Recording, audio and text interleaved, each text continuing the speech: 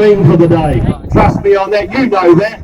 Again, the media are the corrupt element, as Omar pointed out, one of the three evils on the payroll, contrary to the Magna Carta, where governments cannot buy off media to spread their evil narrative in this case. Okay, and we've talked about TV1, let's talk about stuff.com. I think that's our favourite. She's even changed her name. I call it stuff.com anyway. I've taken the M off and thrown an N on the end of it. She's gone from potty mouth to Robert. I mean, they were the ones that obviously did the Fire and Fury documentary, and I mean, they are piranhas. You know, I mean, they are evil people. I mean, in our local community here, we've got a lady by the name of Nadine Porter. She is so proud of her efforts that she's changed her name back to Nadine Roberts. And I sympathise with her ex-husband, Tim Porter, and the three daughters that she ran away from, because he'd be so relieved that she's gone back to her maiden name.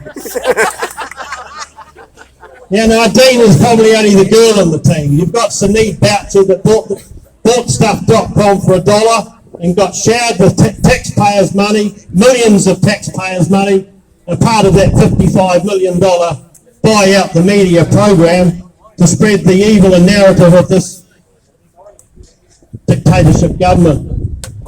We've got, who else have we got? We've got Kate Hanna. They pulled her out of the Auckland University to describe us people who are telling the truth as disinformants. Oh, sorry, Hannah.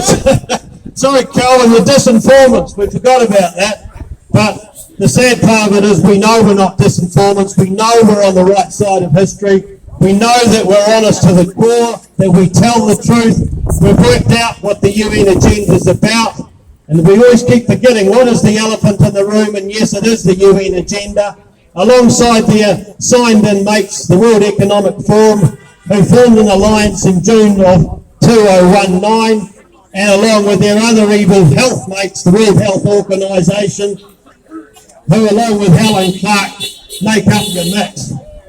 I mean, we even had the UN General Assembly yesterday pushing the agenda through the the fossil fuel sources and trying to tax us more and all sorts of other crazy things. So every day of the week we get up, we just see more of the agenda kicking into our society, into our legislation, and even into our district plan. I mean, I'm standing at the moment, like Carl here, for the Waimak Council, just as a councillor, and as we started the journey of standing for council, we had a look at our district plan, and lo and behold, 2 pages of it are the UN agenda.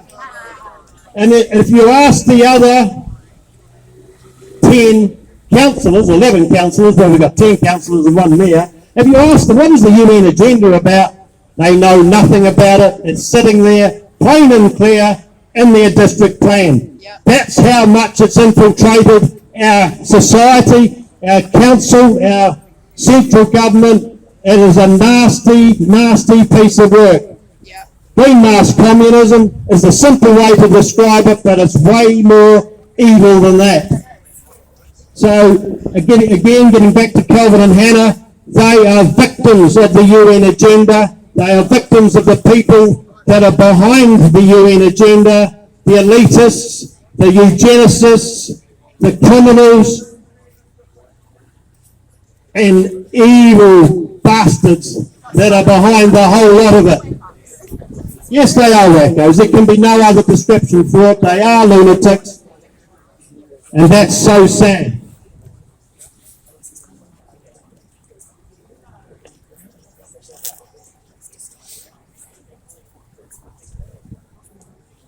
Yeah, actually, while I'm on, Nadine Porter is one of my favourite subjects, by the way.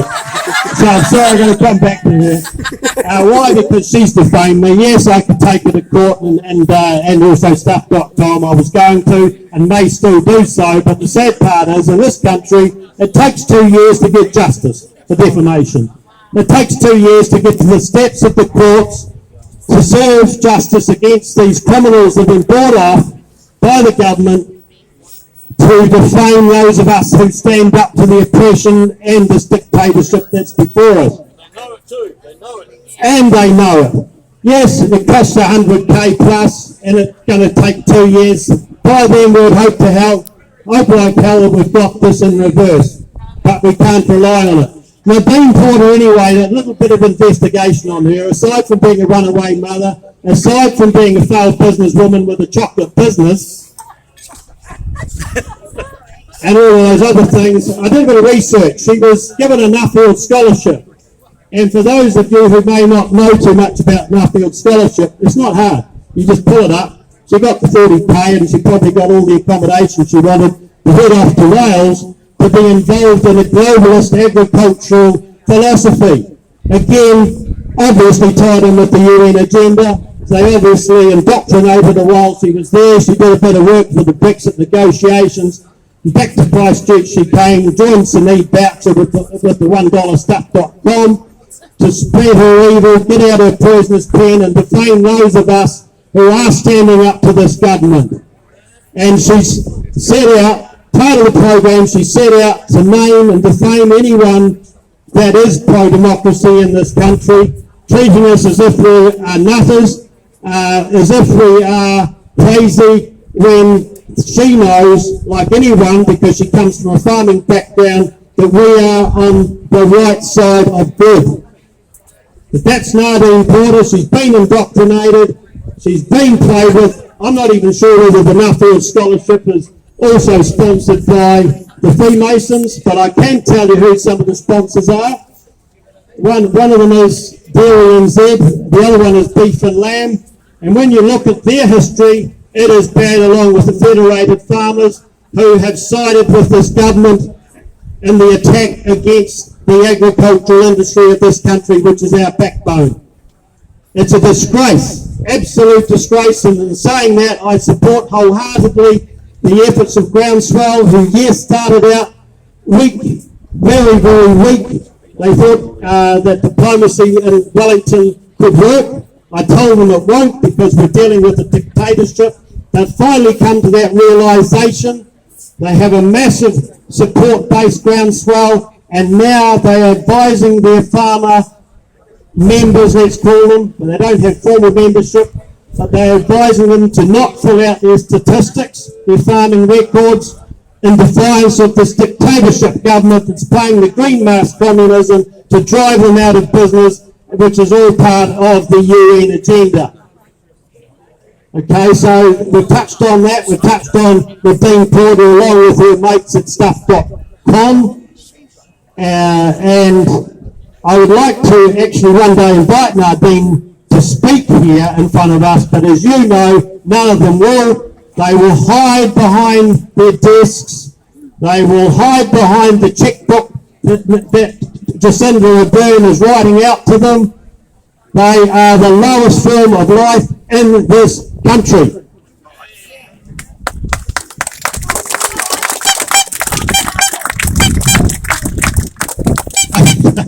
We've got another friend called John Selwood. All right, thanks for that. We've got a lot of names out there, and they are becoming a piece of history.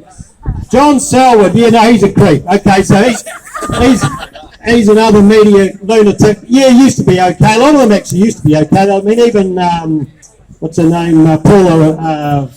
What's her name? Paula Penfold. She's a sweetheart. She actually used to be a good lady. She exposed some of the vaccine injuries from a vaccine that failed back in 2015, and now she's on the other side of it because the money's so good. But getting back to John Selwood, he was MC of a local candidates meeting here in Christchurch, and to show the worthiness, or lack of worthiness of the guy, at the start of the meeting for the candidates, he asked the vaccinated candidates to stand up to marginalise those that stood against the mRNA experimental poison that this country has been subjected to.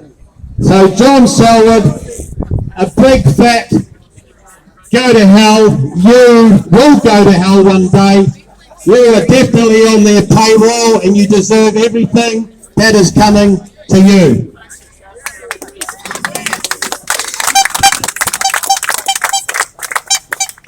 I think again we did touch on the vaccine, as they call it, which we know is not a vaccine. Last time we were here, a product that has both failed and has proven to have been seriously unsafe. I spoke to a friend of mine last night who proudly told me he's just had the second booster. I mean, we're all having to experience this as we watch them deteriorate in front of our eyes, week in, week out. We're seeing the death, all-cause death rate climbing at a rapid rate. We heard from Peter, isn't it? We heard from Peter 2 weeks ago about the increased number of boxes that are having to be ordered for those who are dying. And the latest scandal from this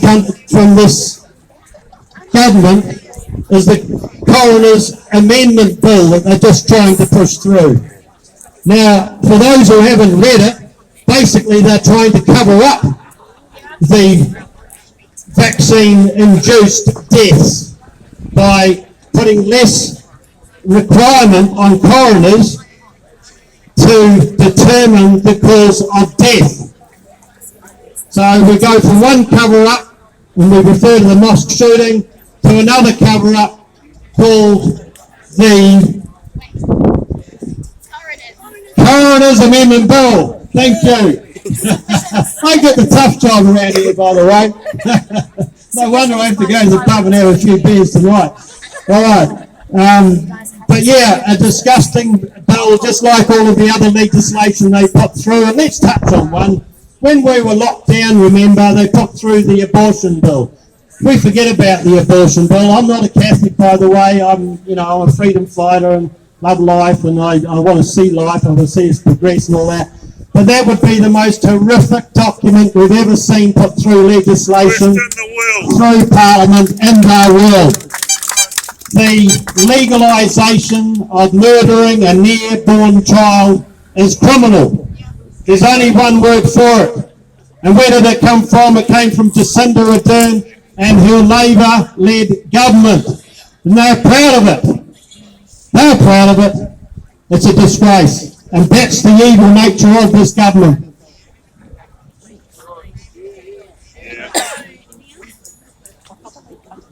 I've still got a bit of energy left. The biggest problem we all have here is knowing that a revolution is possibly unlikely. If a revolution was to occur, it would require the support of the farming community. They're the biggest army we have in New Zealand. As you know, the first protest organised by Groundswell saw 60,000 farmers come out with their heavy equipment that would make the New Zealand Army and the New Zealand Police look like ants. That's unlikely to happen, and I hope it never does happen. Okay? I have to make that very clear. A revolution is not what we need. So we obviously then have to ask ourselves, as freedom people that are fighting for democracy, is how can we reverse the evil of the agenda and of the Parliament that we have at the moment? And the answer is we have to become part of the government. We have to become part of local government. We have to put ourselves forward, as I'm doing at Waimak, along with many others who are here today. Okay, thank you, Vicky. Vicky, go Vicky. Vicky's a victim of Nadine Porter / Roberts, by the way. She did me proud. Yeah. That was really good publicity, wasn't it? Absolutely. Yeah, we love it. I mean, people are coming to realisation that people like Nadine are evil. They are on the side of bad. But anyway, yeah, so getting back to local politics and central politics, we do have to start stepping up, people. We do have to start putting our nuts on the line. We do have to cop it, yes. Vicky's copped it, I've copped it. But I'm now going to talk about the parties, because at the moment we don't know where to put our votes. And I'm going to have an open conversation with you on that, because I have a belief that we do have to find within our Parliament someone that we can back when we front up in a year's time. Yes, we can talk about Matt King, and we can talk about the Tamaki crew and all that sort of thing, but the realisation is that the 5% threshold is the biggest enemy we have under the current system. Okay, so we have to find a friend within the system. So for the last couple of months, I've followed this guy by the name of David Seymour, gone to his AGM, been to his luncheons, and finally concluded that while he had some seriously good MPs behind him, people that were pro-democracy and were more aligned with the good people of this country, unfortunately, we finally concluded that David's on the UN payroll like the others. Okay, but I have to qualify this by saying he's got some seriously good MPs behind him. We gave him a good rouse up at Bangura. He turned up in our hometown where we did pull him apart. He denies the presence or existence of the World Economic Forum, and when the question of the UN agenda was put to him, he simply played dumb. And that's when I had to stand up and put the question to him, David, are you on the UN payroll? Obviously got the answer of no. It came out seriously quickly, so seriously quickly that it was as good as a yes. Now moving over to the National Party, and yes, we all know that Mr. Luxon, a clever man he is very likely on the same payroll as well. Within his party, we have to recognise that there are also some good MPs. And I'm going to name probably three today. One of those is Chris Bishop, who's very much on the same page as us. Simon O'Connor, who's been very critical of this dictatorship government. And I met a chap the other night by the name of Simon Watts, who's a North Shore MP for local government. And I went to his Three Waters presentation over here at Pegasus, let's call it, where I actually spoke to him before the meeting, and he was open about the UN agenda. It was a breath of fresh air. He was not hiding the fact that it existed, the fact that it was infiltrating our government and our policies, our legislation. He was seriously open about it. So there are good people in those parties, and we may have to, at the end of the day, in a year's time, we may have to look to those parties if we can't find an alternative. Now, I'm going to touch on Winston Peters. Winston and I have been at loggerheads over the years because I've been in the racing industry, and Winnie has been an ally of the racing industry, as he has for us grey-headed old buggers as well. But Winnie is a chance. Trust me, he's a chance. Now, while he may have sold himself out to the Labor Party 5 years ago, you've got to remember he did put the brakes on the Labor Party. He did hold them back from the lunacy that they were about to expose us to when they were on their own. Winston was there at Wellington. Remember, he was there. Seymour was hiding over in the backbencher, having negotiations with one person, saying to the media how he had fronted the pro-democracy people of this country. Seymour didn't front us, but Winston Peters, to his credit, did. Now, Winston, as you know, has fleas, but ones that can be easily removed. He can make the 5% threshold, and if he puts his hand up and says within the next 12 months that he supports the pro-democracy movement and he opposes the oppression of the existing governance of this country, then that may be where we have to go. But that is something we've got time to decide. I'm talking about this in an open forum today. We've got grievances with them all. I couldn't agree more with the comment that was made at Parliament that we need to hose them all out, but we've got to be realistic in that we can't hose them out without a revolution. All right? So I just thought I'd take this opportunity today to say to you guys, keep your eyes open. We know who the enemy are. We know that the agenda is infiltrating us every day of the week, but we have to infiltrate both local and central government to fight this fight against the evil agenda itself.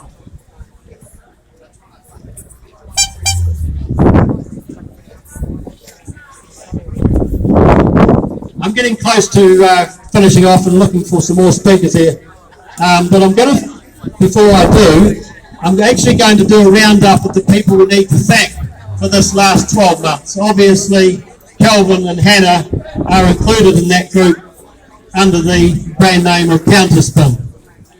We have to remember the Voices for Freedom group who have come under serious attack from the criminal paid-off stuff.com. They've done an outstanding job. They maintained their formalities right through the spread of the last 2 years, and they've been maligned by stuff.com way beyond reasonable.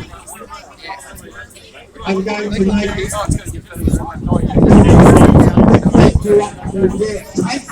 And yes, we know that the elections is taken up. We look at we cannot forget the number of the protests that were organised here across very successful. Yes, we know that there are other agendas for this report. But I'm going to put my hand up and say, Bert, thank you, you did a great job. Even if it is a piece of history, and even if we no longer support Destiny Church and fighting the fight for pro-democracy. I can't believe they blocked us off, really. It's not, we're really dangerous. I'm also going to give a word to Sean Plunkett. Now, I call him Plunkett because there are times where he is a bloody Plunkett, but you've got to give it to the platform. It is a seriously good piece of social media. He's interviewing people that mainstream media have maligned and will not give the opportunity of time and effort. So a big thank you to Sean Plunkett. Let's not forget about Chantal Baker and even Sue Gray. They are obviously over in Europe at the moment. And we'd like to obviously see Chantal back in the front line. I mean, you know, she's missing at the moment. Some of us gave her a hard time for disappearing along with Sue Gray. What are you doing over there? But no, they're joining hands with other pro-democracy groups from around the world to discuss how the mainstream media potential of the pushback can be carried out. Obviously pushback against the UN agenda. So it'll be interesting to see. So it'll be interesting to see what they do bring back from overseas, because we do have to unite with other countries, you know, against the Trudeau and all those evil people that are seriously on the payroll, as we know. So yeah, it's a thank you to all these people. We cannot forget their efforts, and I just like to now finish up myself and invite anyone who would like to speak to the subjects of today.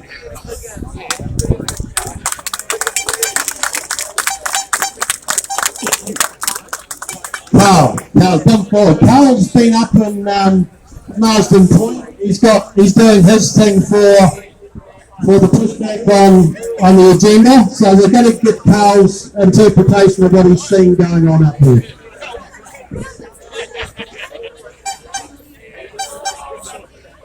Thanks very much. It's great to be back in the mainland. Wow, what's happening in this country? Everything's been suppressed, isn't it? Nobody knows anything about what's going on in this country because of the way the media is. If it wasn't people like Hannah and Calvin with Counterspin, Chantal and Leighton with their group, and there's other ones around. All these people here with their cameras and recording what's going on. After I was in Wellington for 23 days, I went up to made my way up to Marsden Point. I knew about Marsden Point well before it started getting the headlines. I've been following it for a couple of years.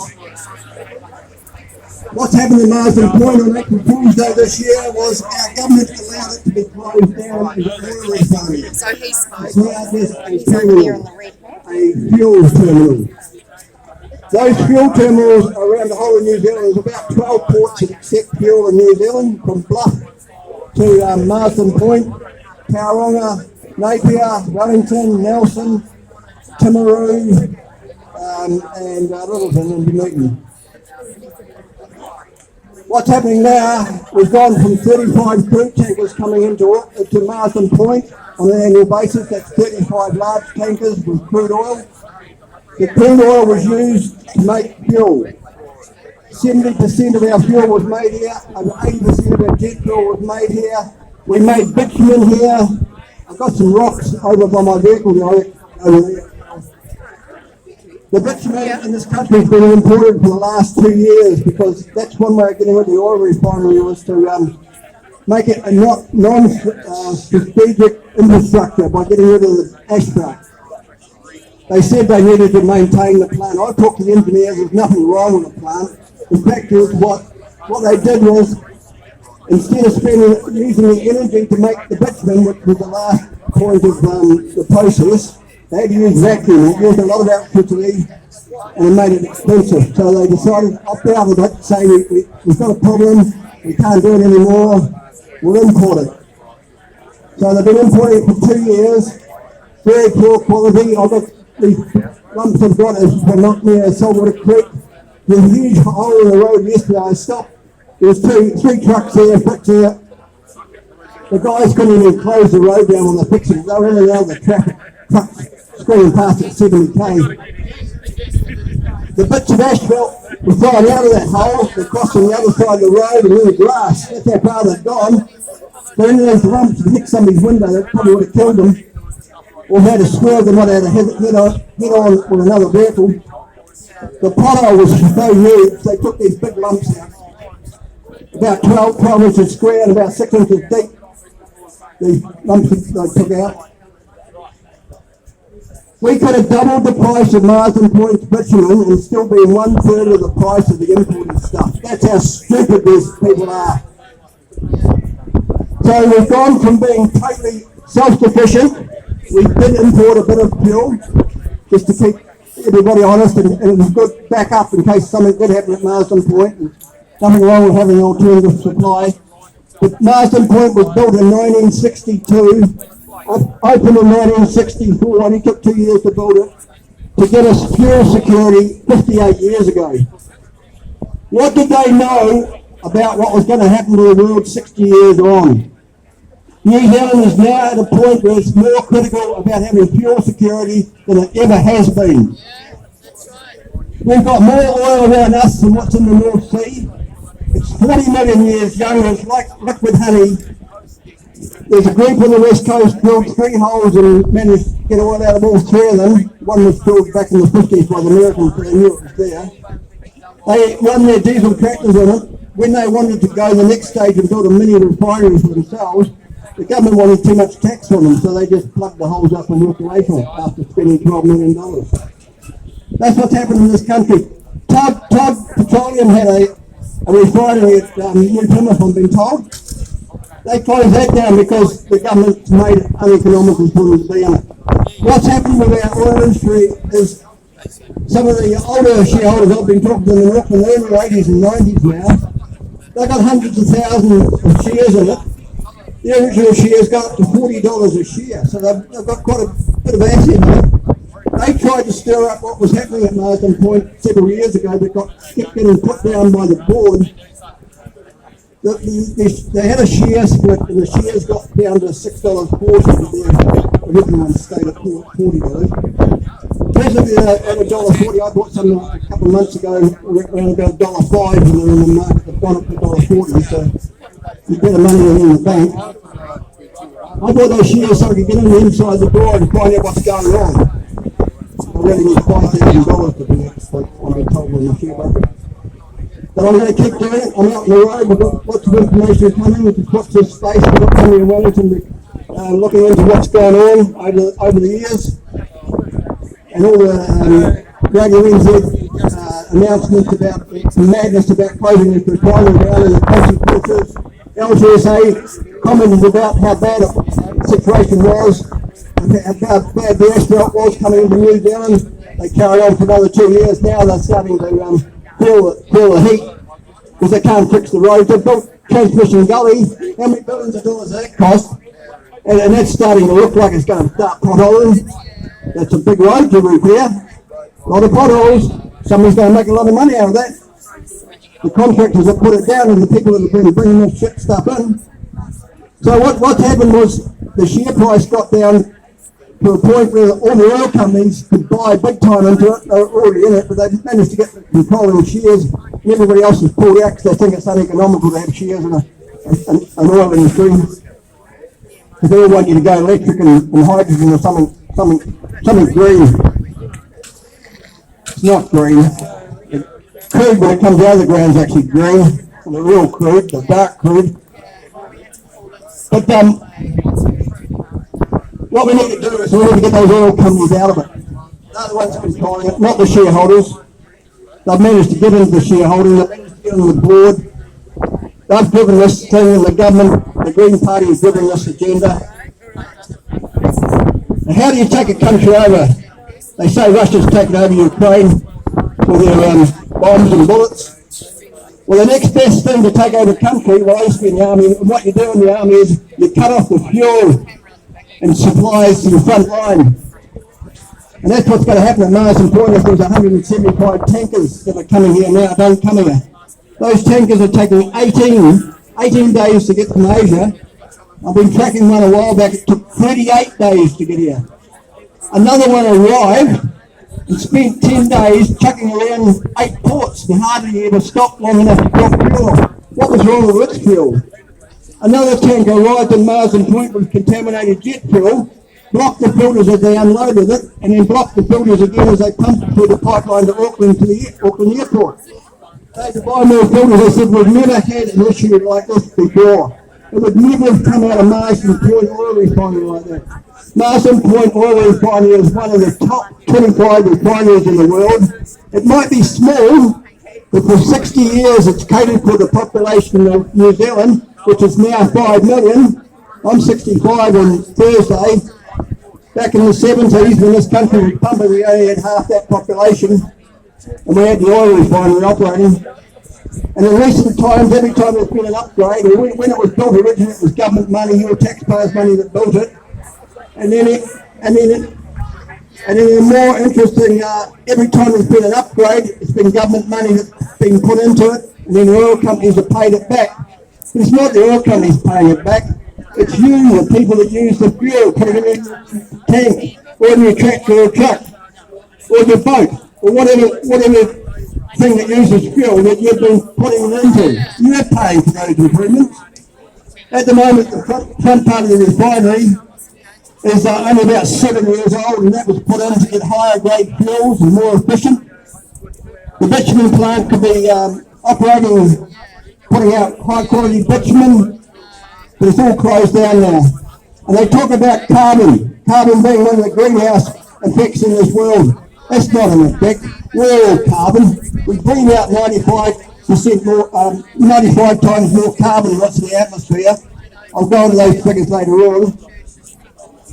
But what they did in the process at Marsden Point, they stripped the CO2 out of the process, so that was being stored in big tanks. They took the sulphur out of the process when they were making the fuel. So we had low carbon and low sulphur fuels in this country. They also made the bitumen as a byproduct. So we had 3 of these byproducts. The CO2 is no longer available. They use that for freezing goods like tea or chicken here in Christchurch. It freezes the chicken has to use CO2. CO2 is used in glass houses, and CO2 is used in welding processes. So there's so many reasons why we need to get Marsden Point operating again. I challenge everybody in New Zealand, go and buy some shares in it. We'll have a hostile takeover of the refinery. The people of New Zealand will take it back, and we'll benefit from it. And we'll benefit by getting some increase in the share value and getting cheaper fuel. Saudi Arabia is short of water. They've got the best crude. We do a deal with them. They get our water and we get their crude. We don't pay them for their crude. They hopefully pay for our water because it's worth more than oil. Thank you very much. Thanks, Carl. It's great to get a